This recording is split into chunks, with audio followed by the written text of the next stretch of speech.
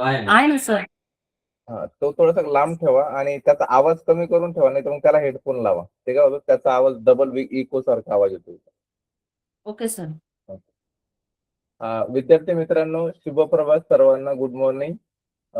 आज आमच्या श्रीरामपूर तालुक्याच्या वतीने आपल्या मिशन आरंभ या उपक्रमाअंतर्गत आजच्या ऑनलाईन तासिकेत आपणास आमच्या तालुक्यातील आदरणीय सारिका लोखंडे मॅडम आपणास मराठी या विषयाअंतर्गत जी ऑनलाईन तासिका घेणार आहेत त्या सर्व विद्यार्थ्यांनी त्या ऑनलाईन तासिकेचा आस्वाद घ्यावा आणि जास्तीत जास्त माहिती या ऑनलाईन तासिकेच्या माध्यमातून आपण घ्यावी, जेणेकरून परीक्षेच्या दरम्यान आपणास जे काही प्रश्न येतील ते अतिशय छान पद्धतीने तुम्हा सर्वांना विद्यार्थ्यांना सोडवता येतील ही अपेक्षा. मी आदरणीय लोखंडे मॅडम यांना विनंती करतो की त्यांनी त्यांच्या तासिकेला सुरुवात करावी. नमस्कार सर्वांना. मिशन आरंभ उपक्रमाअंतर्गत प्राथमिक शिष्यवृत्ती परीक्षा तयारी 2027. आजचा माझा विषय आहे भाषा मराठी. कालपर्यंत आपण इंग्रजी विषयाचा अभ्यास केला. आजपासून आपण भाषा मराठीचा अभ्यास करणार आहोत. आजच्या या माझ्या ऑनलाईन वर्गामध्ये उपस्थित सर्व अधिकारी वर्ग, पालक वर्ग आणि माझे विद्यार्थी बालमित्र मैत्रिणी यांच्या सर्वांचे मी आजच्या या माझ्या विषय भाषा मराठीमध्ये स्वागत करते. माझा आज भाषा विषयाचा जो विषय आहे, उपविषय, त्याचं नाव आहे कार्यात्मक व्याकरण. आधी मी माझा परिचय देते. राणे सरांनी माझा परिचय दिलेला आहे, तरी मी पुन्हा देते. माझं नाव श्रीमती लोखंडे सारिका रमेश. मी जिल्हा परिषद प्राथमिक शाळा उघडे वस्ती वडाळा महादेव, तालुका श्रीरामपूर येथे उपाध्यापिका म्हणून मी काम करते.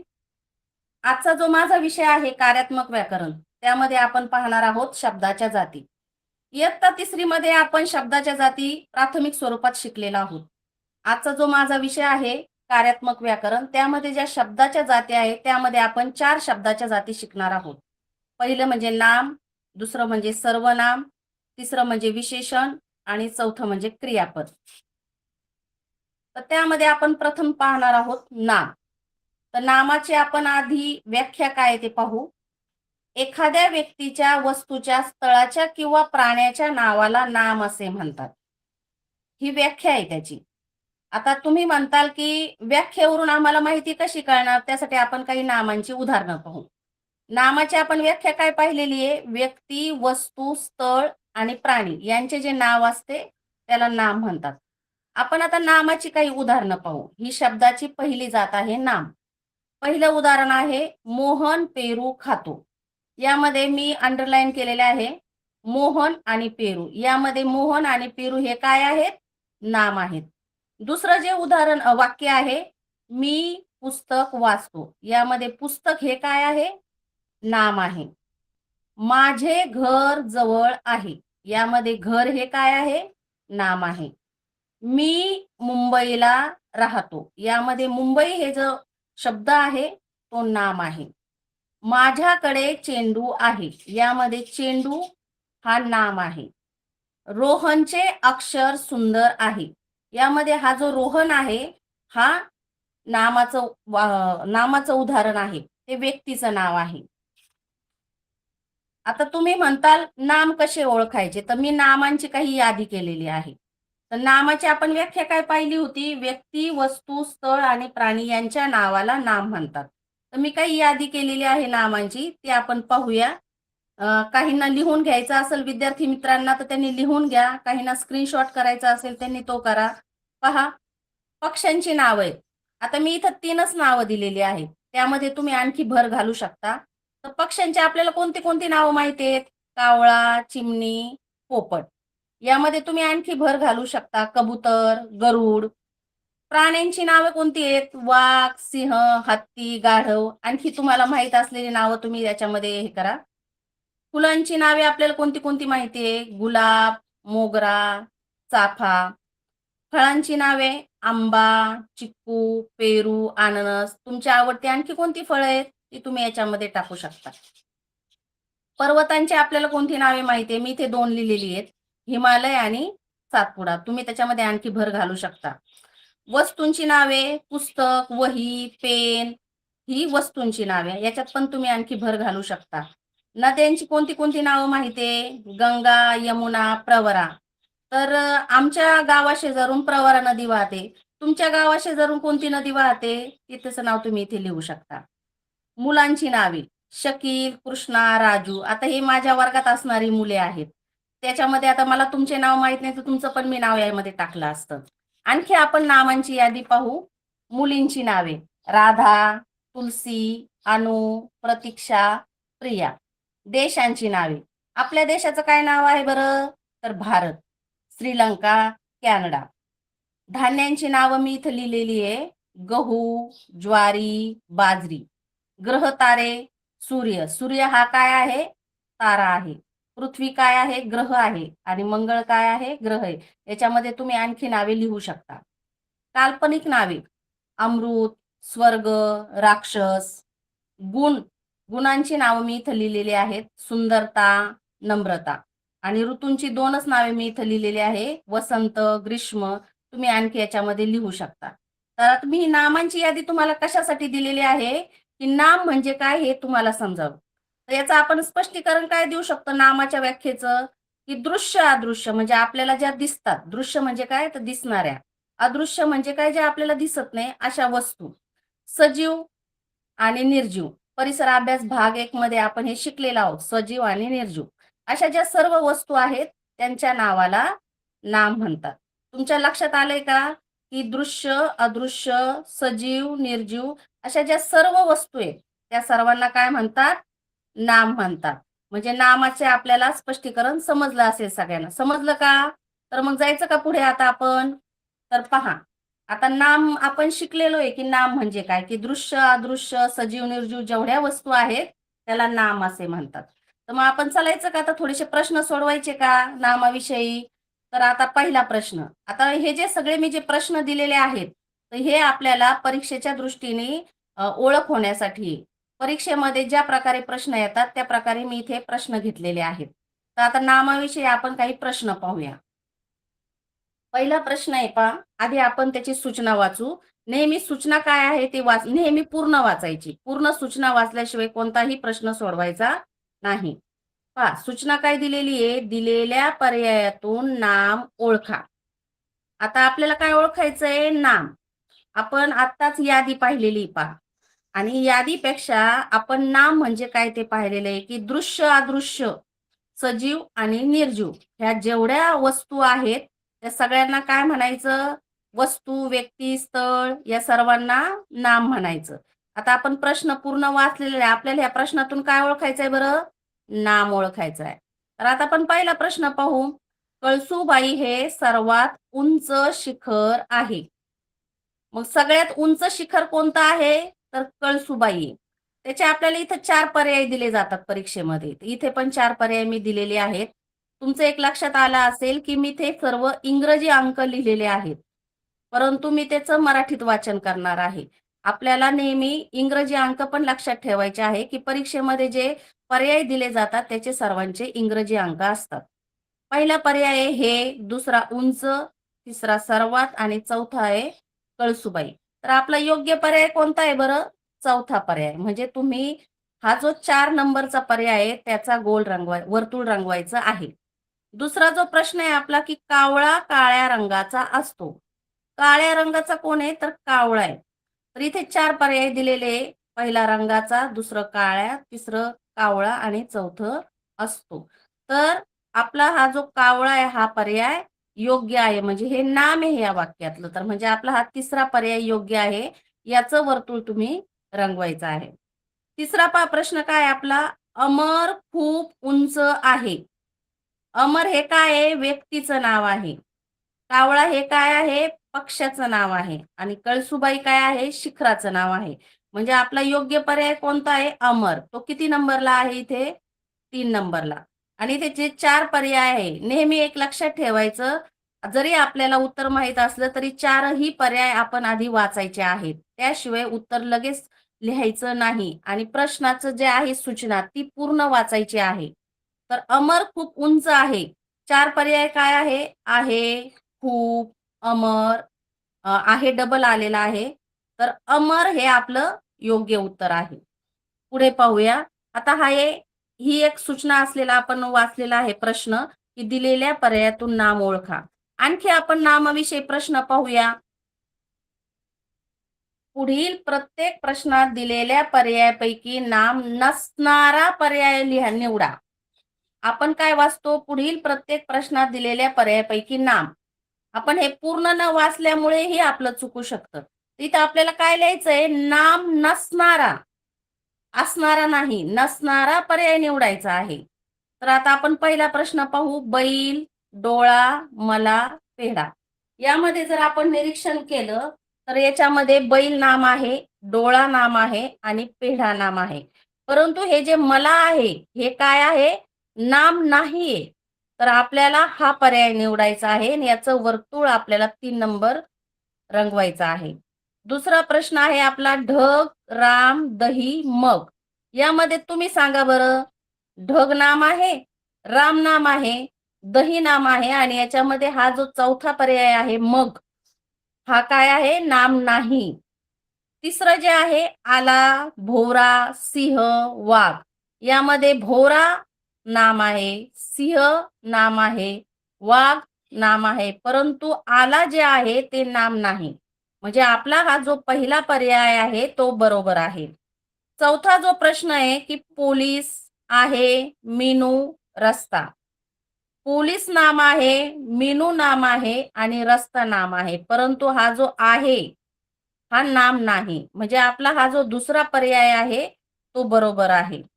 पाचवा जो प्रश्न आहे पाणी, दगड आणि सूर्य. आपण जी यादी पाहिली त्यामध्ये पाहिलं की सूर्य, तारा नाम आहे, दगड नाम आहे, पाणी नाम आहे, परंतु हा जो आणि आहे हा नाम नाही. नेहमी प्रश्न सोडवताना सराव ठेवायचा आणि हा जी प्रश्नाची सूचना आहे ती वाचायची.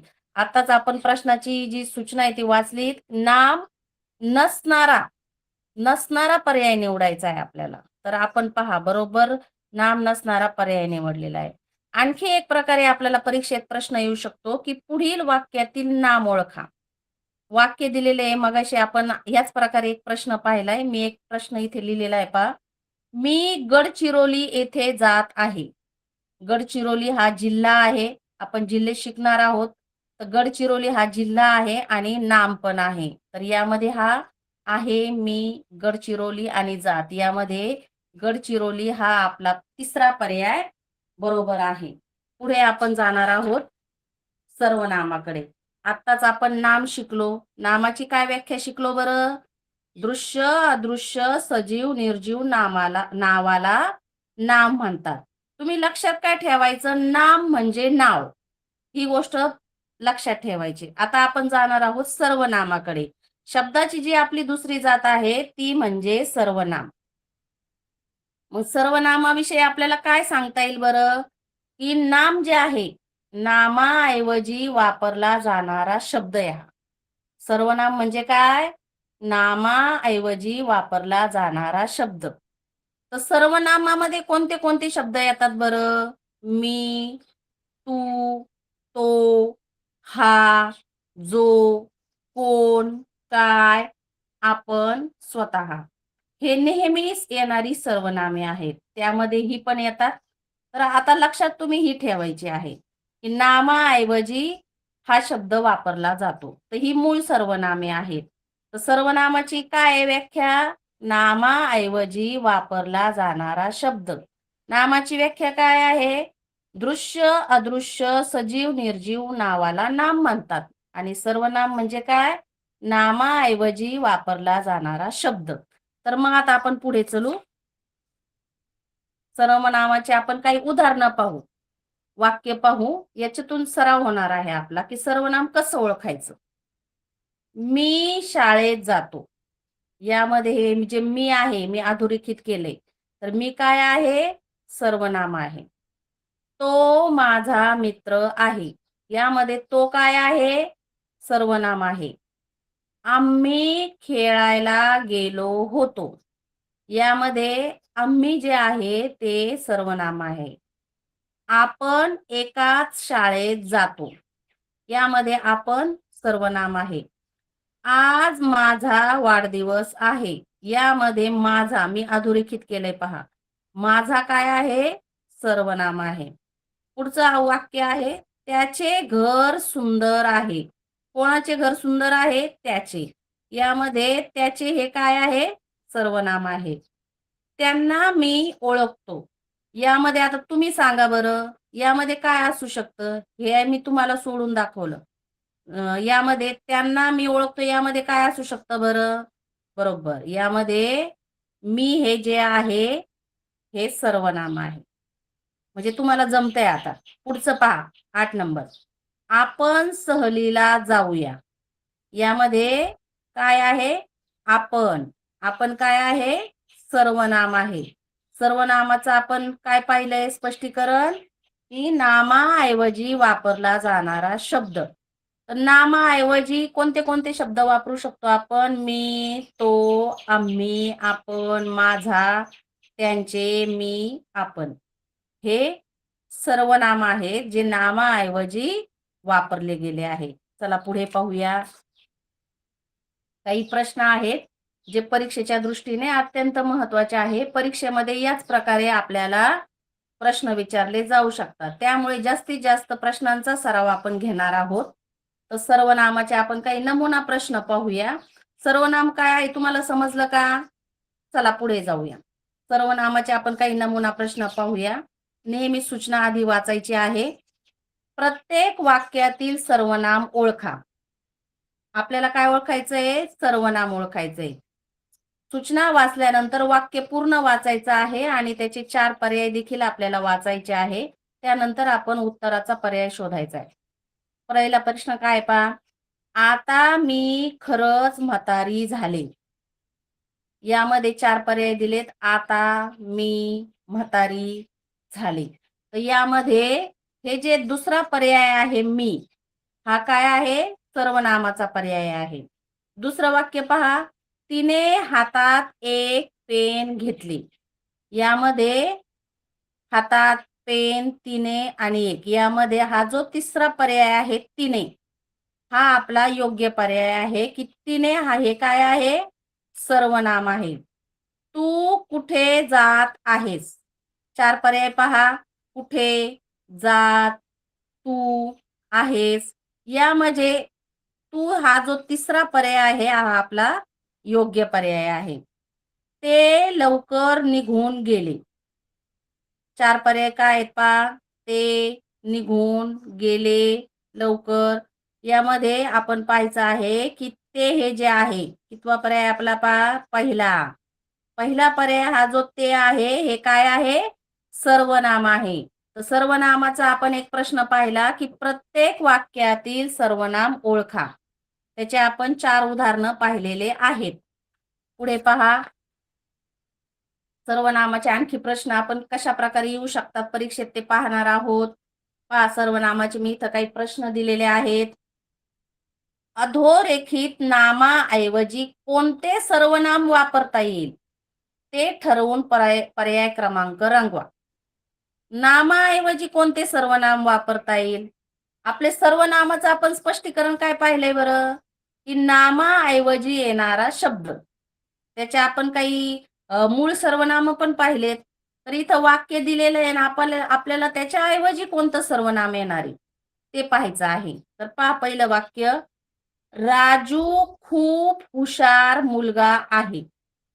राजू खूप हुशार मुलगा आहे. मग 4 पर्याय दिलेले आहेत आणि हे जे अधोरेखित केलेलं आहे, कोणाला अधोरेखित केलंय पहा बरं? राजूला. मग राजू ऐवजी आपल्याला कोणतं सर्वनाम वापरता येईल? आधी आपण 4 पर्याय पाहूया बरं. पहिला पर्याय आहे तो, दुसरा पर्याय ती, तिसरा पर्याय मी आणि चौथा पर्याय आपण. आता आपण काय करायचं? हे जे 4 पर्याय आहे हे या जागेवर ठेवून पाहिजे. आपण 4ही पर्याय या जागेवर ठेवून जर पाहिले, समजा आपण पहिला पर्याय ठेवला, ती, राजूच्या ऐवजी ती खूप हुशार मुलगा आहे. योग्य वाटतंय का आपल्याला? नाही, कारण की ती हे स्त्रीलिंगी आहे आणि राजू हे काय आहे? पुल्लिंगी आहे. तर ती हा पर्याय चुकीचा आहे. मी खूप हुशार मुलगा आहे. तर आपल्याला राजू विषयी माहिती द्यायची आहे, स्वतःविषयी नाही. त्याच्यामुळे हा पण पर्याय योग्य नाही. चौथा पर्याय जो आहे आपण. आपण खूप हुशार मुलगा आहे, योग्य नाही. तर यामध्ये हा जो पहिला पर्याय आपला आहे तो खूप हुशार मुलगा आहे. राजू विषयी माहिती दिलेली आहे. राजूच्या ऐवजी आपण तो जर इथे ठेवलं तर तो खूप हुशार मुलगा आहे आपल्याला योग्य वाटतंय. म्हणून आपला हा जो पहिला पर्याय आहे तो हे बरोबर आहे. तुम्ही पहिल्या पर्यायाचा वर्तुळ आपण रंगवू शकतो. दुसरा पर्याय आहे दुसरा प्रश्न आहे, बाबा बसने गावाला गेले. बाबा 4 पर्याय पहा. आम्ही, ते, तू, जे. आम्ही बसने गावाला गेलेत का? नाही. ते बसने गावाला गेले, बरोबर. म्हणजे आपला हा जो दुसरा पर्याय आहे ते बसने गावाला गेले. म्हणजे आपला हा पर्याय क्रमांक जो 2 आहे सर्वनाम हे या बाबा या नामाच्या ऐवजी बरोबर बसतंय. म्हणजे ते बसने गावाला गेले. म्हणजे आपला हा जो दुसरा पर्याय आहे तो बरोबर आहे. तिसरा प्रश्न आपला आहे की आजोबांनी रामला घरी राहायला सांगितले. रामला मग आपण पर्याय पहा. त्यांनी, तिने, त्याला, तू. तुम्हाला कोणता योग्य वाटतो बरं सांगा? त्याला. आजोबांनी कोणाला घरी बसायला सांगितले?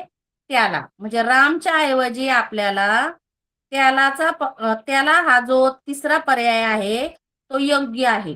म्हणजे आजोबांनी त्याला घरी राहायला सांगितले. पर्याय निवडल्यानंतर ते वाक्य वाचून पाहिजे आपल्याला योग्य वाटते का, त्यानंतरच आपल्याला तो पर्याय क्रमांक निवडायचा आहे. पुढे पहा. समजलं का हे तुम्हाला? प्रश्न नेहमी वाचत चला. अधोरेखित नामाऐवजी कोणते सर्वनाम वापरता येईल ते ठरवून पर्याय क्रमांक रंगवा. ही सूचना आपण नेहमी वाचायची आहे. प्रश्न वाचायचा आहे, पर्याय वाचायचे आहे, त्यानंतरच आपले उत्तर ठरवायचे आहे. घाई करायची नाही. तिसरा आपला आहे विशेषण. शब्दाच्या आपण 2 जाती पाहिलेल्या आहेत. नाम, दुसरी जात आपण पाहिलेली आहे सर्वनाम. तिसरी शब्दाची जाती आपल्याला पाहिजे आहे विशेषण. आता विशेषण म्हणजे काय ते आपल्याला पाहायचे आहे. आधी आपण हे 3 वाचूया वाक्य. गोड आंबा, हिरवी पाने, उंच पर्वत. वाचलं तुम्ही पण? पहा. आता वरील 3 वाक्य पाहिले आपण. त्यामध्ये पहा, गोड, हिरवी आणि उंच हे शब्द आंबा, पाने आणि पर्वत यांच्याविषयी माहिती देतात. म्हणजे आंबा कसा आहे? गोड आहे. पाने कशी आहेत? हिरवी आहेत. आणि पर्वत कसा आहे? उंच आहे. म्हणजे आंबा, पाने आणि पर्वत या 3 शब्दांसाठी गोड, हिरवी आणि उंच काय करताय? माहिती देताय, विशेष माहिती. आणि विशेष माहिती देतात म्हणून हे जे गोड, हिरवी आणि उंच काय आहे? विशेषणे आहेत. गोड, हिरवी आणि उंच काय आहे? विशेषणे आहे. कारण की त्यांनी ह्या आंबा, पाने आणि पर्वत यांच्याविषयी माहिती दिलेली आहे. म्हणून विशेषणाविषयी आपल्याला काय सांगता येईल बरं पहा. नामाबद्दल विशेष माहिती सांगणाऱ्या शब्दाला विशेषण असे म्हणतात. आपण नाम पाहिलं, सर्वनाम पाहिलं, विशेषणाविषयी काय पाहायचंय आपल्याला की जे नाम आहे, नाम कोणते आहेत पहा. आंबा, पाने, पर्वत हे 3 काय आहे? नामे आहेत. आणि या नामाबद्दल हे जे 3 शब्द आहेत गोड, हिरवी, उंच हे काय करताय? विशेष माहिती सांगताय. म्हणून त्या शब्दांना म्हणजे कोणाला? या गोड, हिरवी आणि उंच या 3 शब्दांना काय म्हणायचंय आपल्याला? विशेषण म्हणायचंय. तुम्हाला समजलं सगळ्यांना की विशेषण म्हणजे काय? तर नामाबद्दल विशेष माहिती सांगणाऱ्या शब्दाला विशेषण म्हणतात. तर याचा आपण आणखी पुढे पाहूया. आपण उदाहरण वाक्यांद्वारे समजून घेऊया की विशेषण म्हणजे काय. पहा बरं. पहिलं वाक्य काय पहा बरं. काव्या हुशार मुलगी आहे. मग आपण एक प्रश्न विचारूया. काव्या कशी मुलगी आहे? हुशार मुलगी आहे. काव्याविषयी जास्त माहिती कोणी दिलेली? कोणत्या शब्दाने? हुशार. हुशार या शब्दाने काव्याविषयी माहिती दिलेली आहे, विशेष माहिती. म्हणून आपलं या पहिल्या वाक्यामध्ये हुशार हे काय आहे? विशेषण आहे. दुसरं वाक्य पहा. नारळाचे झाड खूप उंच आहे. नारळाचे झाड कसे आहे? उंच आहे. नारळाच्या झाडाविषयी उंच या शब्दाने विशेष माहिती दिलेली आहे. तिसरं वाक्य पहा. कृष्णा खोडकर मुलगा आहे. कृष्णा कसा मुलगा आहे? खोडकर आहे.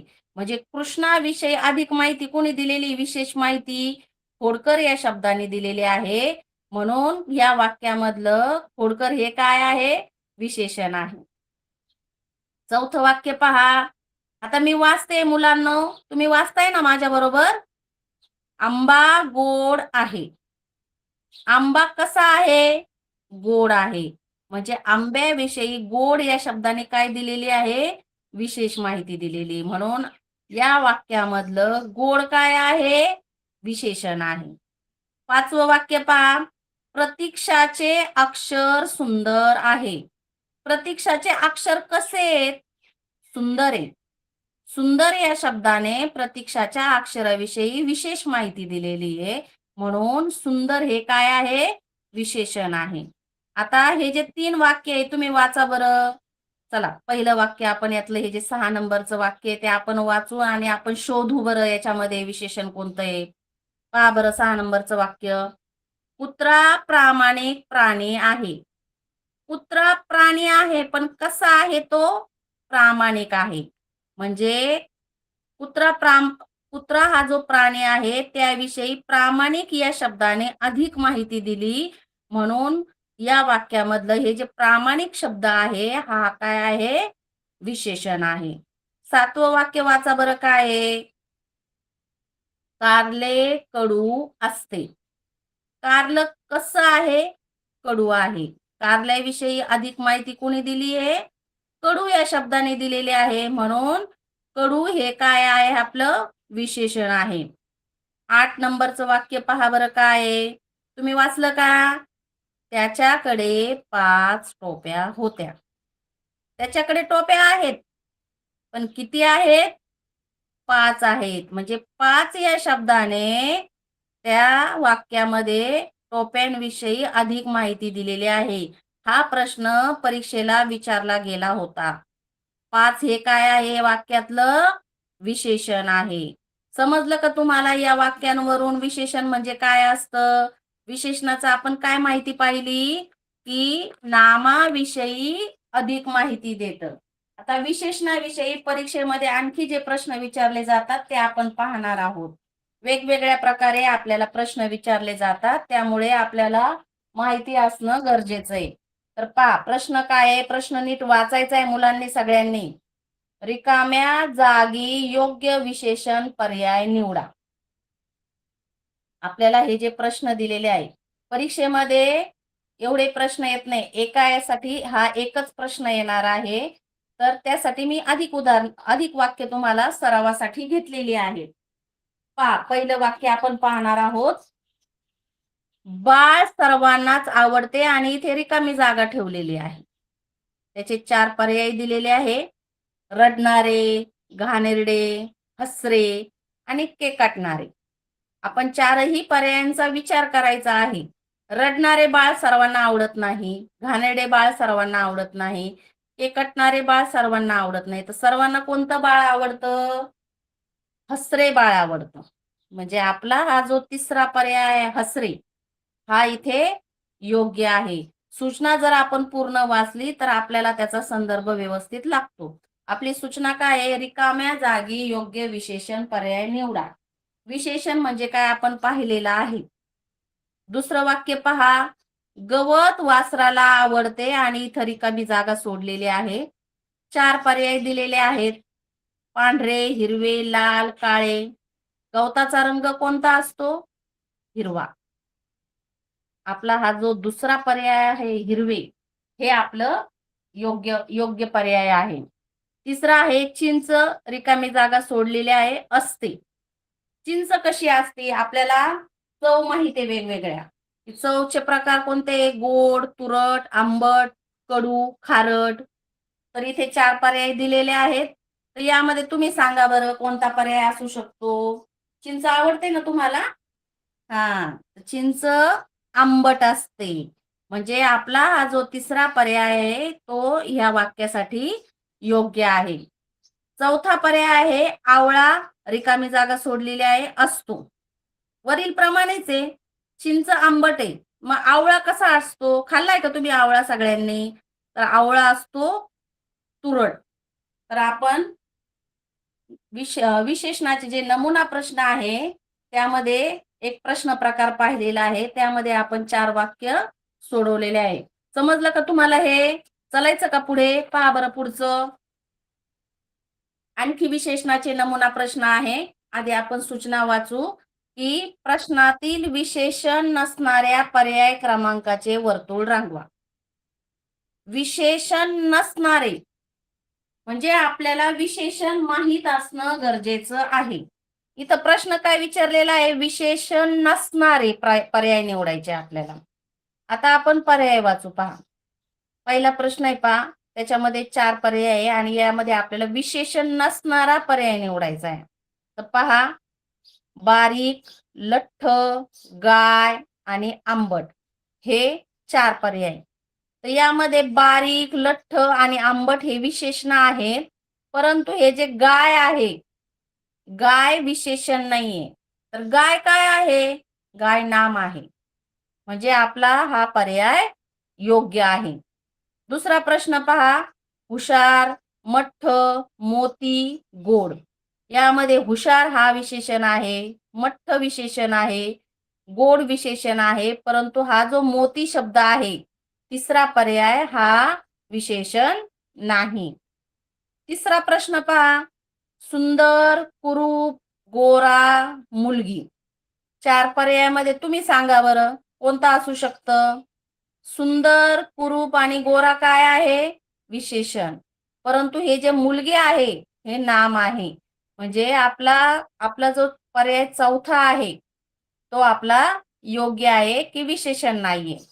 पुढचं पहा, चौथा प्रश्न, उंच, लहान, ससा, मोठा. यामध्ये जे 4 पर्याय आहे पहा बरं तुम्ही, सोडवा. उंच, लहान आणि मोठा हे 3 काय आहे? विशेषण आहेत, परंतु ससा काय आहे? नाम आहे. म्हणजे आपला तिसरा पर्याय जो ससा आहे तो योग्य आहे. 5वा प्रश्न पहा, काळा, तो, गोरा, पिवळा. यामध्ये आपल्याला शोधायचा आहे. तर यामध्ये हा जो तो आहे तो काय आहे सांगा बरं तुम्ही? आपण शिकलो आता. तर तो काय आहे? सर्वनाम आहे. आणि काळा, गोरा आणि पिवळा हे काय आहे? विशेषण आहे. तर आपण विशेषणाचे 2-3 प्रकारचे नमुना प्रश्न पाहिलेले आहे. त्यामध्ये विशेषण नसणारा आपण पाहिलेला आहे. चलायचं का पुढे? आतापर्यंत आपण काय काय शिकलो मग? नाम, सर्वनाम आणि विशेषण आपण 3 शिकलेलो आहे. नामाचे पण प्रश्न पाहिले आपण, सर्वनामाचे पण पाहिले आणि विशेषणाचे पण जे वेगवेगळ्या प्रकारचे आपल्याला परीक्षेत प्रश्न येऊ शकतात ते आपण पाहिलेले आहे. चला पुढे जाऊ आता आपण. विशेषणाचा आपण आणखी एक प्रकारचा प्रश्न प्रकार पाहणार आहोत की नामासाठी योग्य असणाऱ्या विशेषणाच्या पर्याय क्रमांकाचे वर्तुळ रंगवा. तर आपल्याला नाम दिलेलं आहे आणि त्याच्यासाठी योग्य कोणतं विशेषण असू शकतं ते आपल्याला पाहायचे. त्यासाठी आपल्याला पहा, पहिला काय प्रश्न आहे? जिराफ. जिराफ, आता आपण जिराफ माहिती आहे आपल्याला. जिराफ कसा असतो? उंच असतो. यामध्ये 4 पर्याय दिलेले आहेत. लहान, उंच, काळा, पांढरा. जिराफ पांढरा नसतो, काळा पण नसतो आणि लहान पण नसतो. जिराफ कसा असतो? उंच. म्हणजे आपला हा जो पर्याय क्रमांक 2 आहे तो बरोबर आहे. दुसरा आहे ससा. आधी आपण 4 पर्याय वाचायचे आहेत. पहिला पर्याय भित्रा, दुसरा सामर्थ्यवान, तिसरा उंच आणि चौथा भव्य.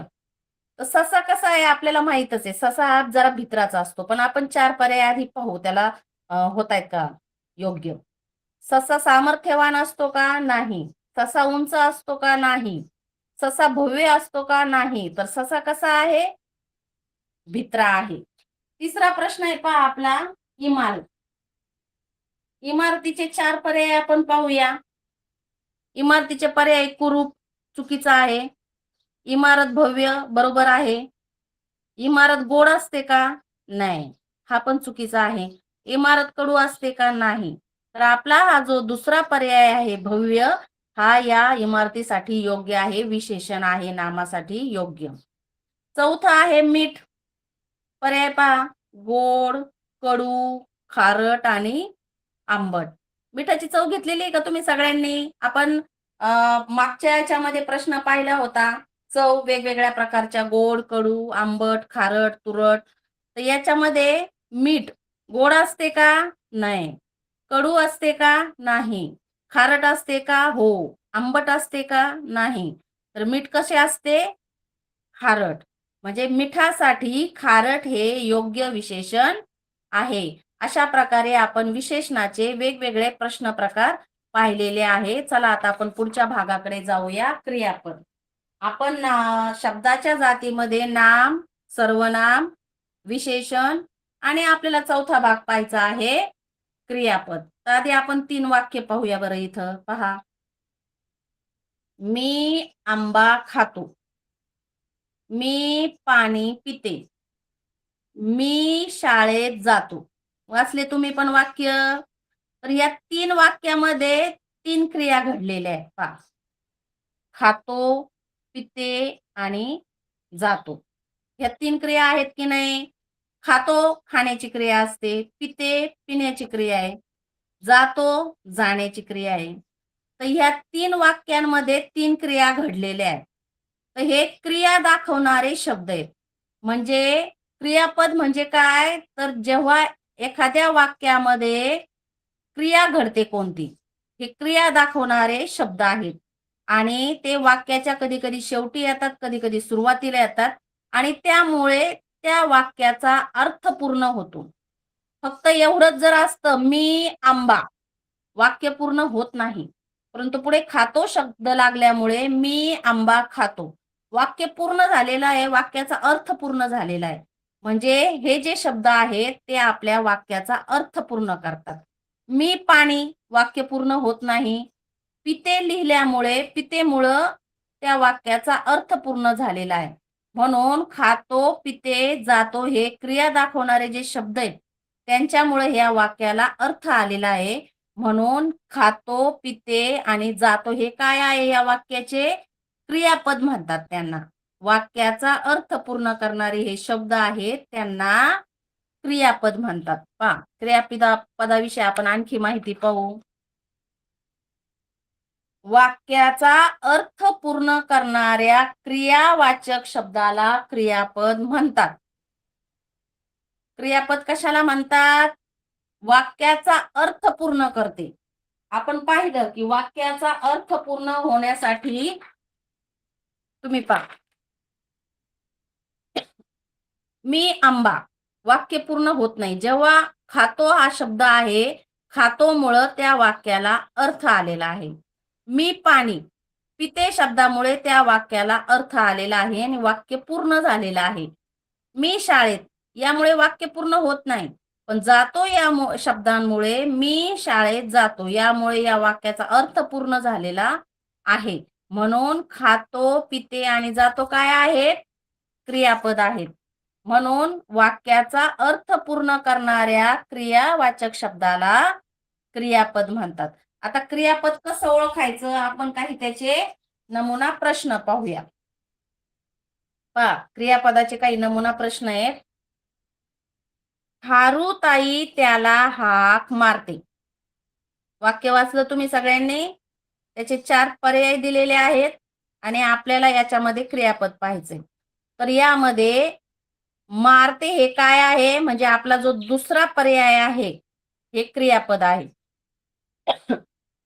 झाडाची फांदी हलली. पर्याय पाहू आपण. लागली, झाडाची फांदी हलली. तर आपण पाहिलं ज्या शब्दामुळं वाक्याला अर्थ येतो ते आपलं क्रियापद असतं. म्हणजे हलली आपलं हे काय आहे? क्रियापद आहे. म्हणजे आपला हा जो 4 नंबरचा 4 पर्याय आहे, हलली, हे आपलं योग्य पर्याय आहे. तिसरं पहा, गीता शाळेत गेली. गीता शाळेत वाक्य पूर्ण होत नाही, पण गेली या शब्दामुळं वाक्य पूर्ण झालेलं आहे. मग 4 पर्याय दिलेले आपण पाहू. गेली, गीता, शाळेत, यापैकी नाही. तर यापैकी नाही हा पर्याय तर योग्यच नाही. परंतु गेली यामुळे हे वाक्य पूर्ण झालेलं आहे आणि आपला हा जो पहिला पर्याय आहे गेली, हे आपलं योग्य क्रियापद आहे. समजलं का मग तुम्हाला? क्रियापद म्हणजे काय? वाक्याचा अर्थ पूर्ण करणाऱ्या क्रियावाचक शब्दाला क्रियापद म्हणतात. पुढे पहा बरं. क्रियापदाचे आपण काही नमुना प्रश्न पाहू. तुमच्या माहितीसाठी परीक्षेला जास्तीत जास्त प्रश्नांचा सराव करायचा. सराव केल्यामुळे आपल्याला त्याविषयी अधिक माहिती मिळते. तर आपण क्रियापदाचे काही नमुना प्रश्न पाहणार आहोत. प्रश्न आधी वाचायचा आहे तुम्ही. रिकाम्या जागी क्रियापदाचे योग्य रूप असणाऱ्या पर्याय क्रमांकाचे वर्तुळ रंगवा. आता वाक्य दिलेलं आहे आणि आपल्याला क्रियापदाचं योग्य इथं रूप लिहायचं आहे, म्हणजे क्रियापद लिहायचं आहे. आधी आपण वाक्य वाचून घेऊया. पहिला पहा, रोज सकाळी लवकर आणि पुढे रिकामी जागा सोडलेली आहे आणि यापैकी आपल्याला एक क्रियापदाचं रूप इथे पर्याय क्रमांक ओळखायचा आहे. रोज सकाळी लवकर पहा, झोपावे, उठावे, बसावे, रडावे. पाहायचंय आपल्याला कोणतं योग्य वाटतं, तुम्ही सांगा बरं कोणतं योग्य वाटतं. हा बरोबर, हे जे 2 नंबरचं आहे उठावे, रोज सकाळी लवकर उठावे, हे आपलं क्रियापदाचं योग्य रूप आहे. दुसरं आहे आपण नेहमी स्वच्छ राहावे, होती, रडावे, उठावे. आपण नेहमी स्वच्छ काय केलं पाहिजे? राहिलं पाहिजे ना. मग आपला हा जो पहिला पर्याय आहे राहावे, हे 3 पर्याय पाहायचं. जर नाही समजलं तर हे तिन्ही पण तिथे ठेवून पाहिजे. आपण नेहमी स्वच्छ होती नाही योग्य. आपण नेहमी स्वच्छ रडावे चुकीचं आहे आणि आपण नेहमी स्वच्छ उठावे हे पण चुकीचं आहे. तिसरं पहा, मुले उत्साहाने लिहू, इथं जागा ठेवलेली आहे. 4 पर्याय पहा, आहेत, होते, लागली, आलो. मुले उत्साहाने लिहू लागली. हा आपला जो तिसरा पर्याय आहे तो योग्य आहे. आहेत, होते आणि आलो हे योग्य नाही. म्हणजे आपला तिसरा पर्याय क्रमांकाचं वर्तुळ आपल्याला लिहावं लागेल. चौथा प्रश्न पहा, निसर्गाने करुणा नेली, मेली, गेली, केली, चारही पण आपण ठेवून पाहिले तिथे. ते घेऊन वाक्य पूर्ण करण्याचा आपण प्रयत्न केलाय. पण रिकाम्या जागी क्रियापदाचं निसर्गाने करुणा केली, हे जे आपलं चौथा पर्याय आहे हा योग्य आहे. तर क्रियापदाचा आपण योग्य रूप ठेवून इथे पर्याय क्रमांक निवडलेला आहे. पहा पुढे क्रियापदाचं आपण आणखी उदाहरण पाहणार आहोत. मनुली वर्गापुढे आली. आपल्याला क्रियापद ओळखायचं आहे. आधी आपण 4 पर्याय पाहू. आली, मनुली, वर्गापुढे आणि यापैकी नाही. तर वाक्य पूर्ण करणारा शब्द कोणता आहे? आली. तर आली या शब्दाने वाक्य पूर्ण केलेलं आहे. तर आपला हा जो पहिला पर्याय आहे आली, हे आपला योग्य पर्याय आहे. पुढचा प्रश्न आहे, पोपटाने पेरू खाल्ला. पेरू खाल्ला, पोपटाने यापैकी नाही. यामध्ये खाल्ला हे जे आहे हे काय आहे? क्रियापद. म्हणजे आपला हा जो दुसरा पर्याय आहे खाल्ला, हा योग्य आहे. पहिल्या याच्यामध्ये आपण मनुली वर्गापुढे आली, याच्यामध्ये कोणता पर्याय योग्य घेतलेला आहे? आली. 6वा प्रश्न आहे, मोर आनंदाने नाचतो. वाक्य पूर्ण कोणी केलेलं आहे? नाचतो या क्रियावाचक शब्दाने पूर्ण केलेला आहे. याच्यामध्ये नाचतो पर्याय आहे का पहा बरं.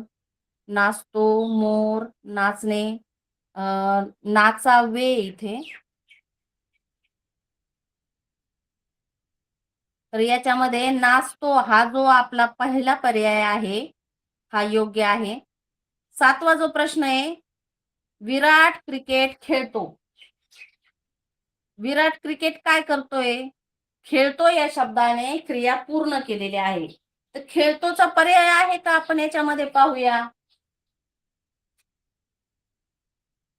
विराट क्रिकेट खेळतो क्रिकेट आणि यापैकी नाही. तर यामध्ये खेळतो हा शब्द 2 नंबरला आहे. तर खेळतो या शब्दाने वाक्य पूर्ण केलेले आहे, म्हणून आपला जो पर्याय क्रमांक 2 आहे तो योग्य आहे. आता पुढचा प्रश्न पहा. आपण हे काही नमुना प्रश्न पाहिलेले आहेत. खालील वाक्यात योग्य क्रियापद भरून ते पूर्ण करा. मुलांनी आनंदाने टाळ्या पूर्ण करायचे आपल्याला. आपण 4 पर्याय पाहू. फेकल्या, वाजवल्या, आणल्या, बसल्या. तुम्ही सांगा बरं काय असू शकतं या 4 पैकी? तर मुलांनी आनंदाने टाळ्या फेकल्या आहेत का? नाही. वाजवल्या आहे का? बरोबर. आणल्या आहेत का? नाही. बसले आहे का? नाही. तर आपला हा जो पर्याय क्रमांक 2 आहे हा योग्य आहे. म्हणून क्रियापदाचे आपण जे प्रश्न पाहिलेले आहेत त्यामध्ये पहा की वेगवेगळ्या प्रकारचे प्रश्न येतात. आपल्याला क्रियापद ओळखायचं आहे, नंतर क्रियापद भरायचं आहे, नंतर क्रियापद शोधायचं पण आहे.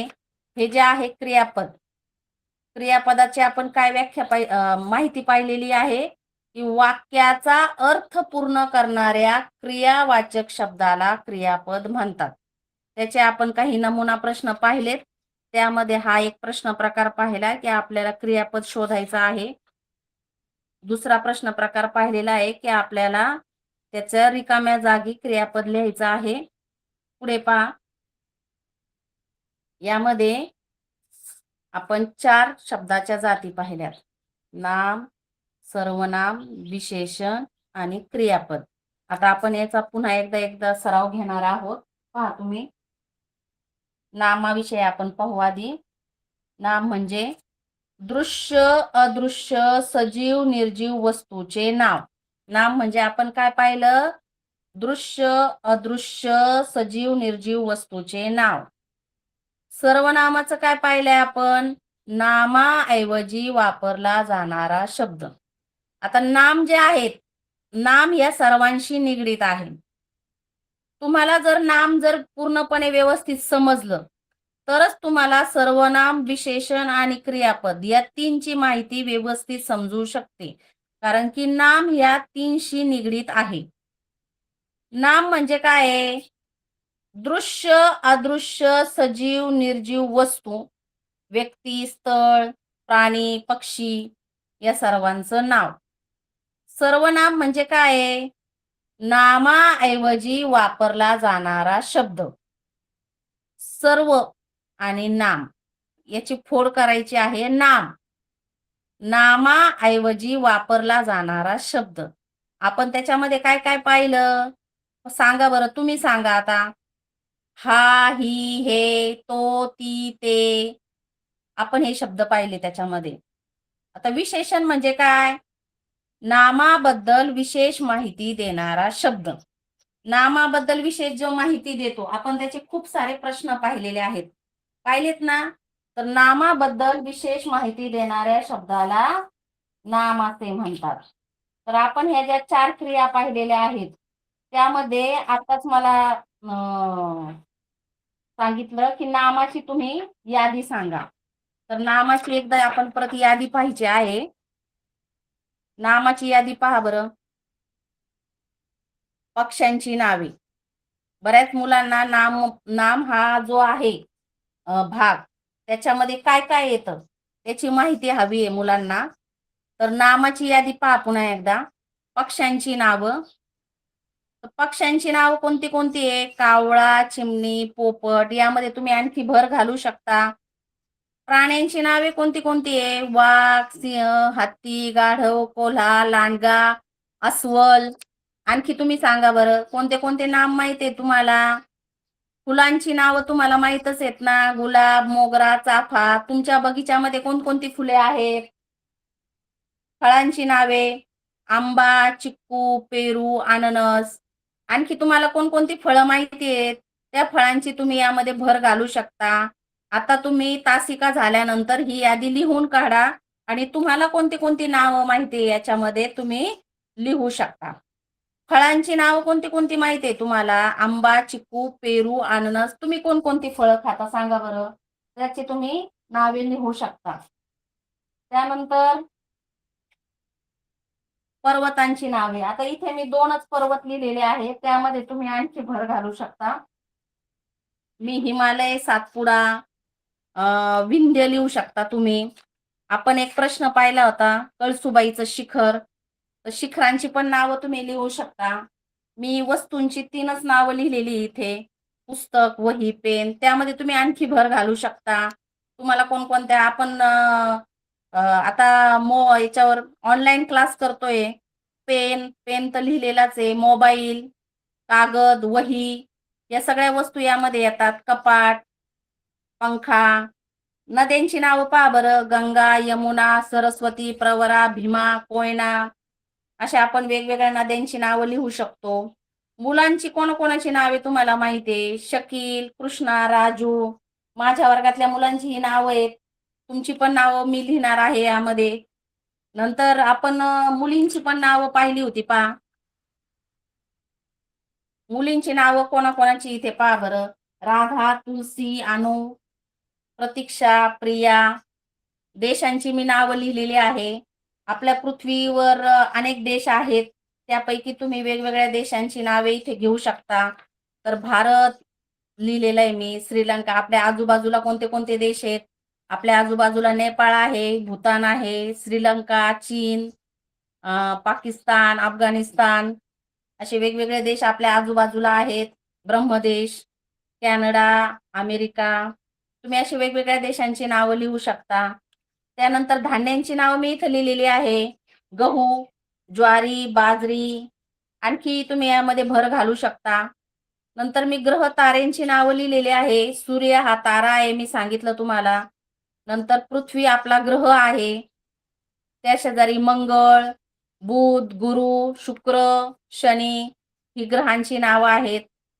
काल्पनिक नावं कोणती कोणती आहेत? अमृत, स्वर्ग, राक्षस, नरक, परी हे काल्पनिक नाव आहे. गुणांची नावं मी 2च लिहिलेली इथे, पण तुम्ही पण त्याच्यामध्ये भर घालू शकता. सुंदरता, नम्रता. ऋतूंची नाव मी 2च लिहिलेली आहे इथे पहा. वसंत, ग्रीष्म. त्यामध्ये तुम्ही आणखी भर घालू शकता. तर आपण पाहिलं की मुलांना नामाचं स्पष्टीकरण मी दिलंय की दिसणाऱ्या दृश्य, अदृश्य, निर्जीव, सजीव सगळ्या वस्तूंना काय म्हणायचंय आपल्याला? नाम म्हणायचं आहे. आणि मुलांना क्रियापदाचा पण भाग पुन्हा एकदा मला सांगायचा आहे. क्रियापद ही जी शब्दाची जात आहे, तर आपण उदाहरणावरून वाक्यांवरूनच पाहू डायरेक्ट. खारुताई त्याला हाक मारते. वाक्याचा अर्थ पूर्ण करणारा जो शब्द असतो. आता खारुताई त्याला हाक मारते. आता आपण जर फक्त खारुताई त्याला हाक हेच लिहिलं असतं तर वाक्याचा अर्थ पूर्ण होत नाही. परंतु मारते शब्दाने वाक्याचा अर्थ पूर्ण होतो. म्हणून मारते हे या शब्दातलं वाक्यातलं काय आहे? क्रियापद आहे. झाडाची फांदी हलली. हलली या वाक्यातलं काय आहे?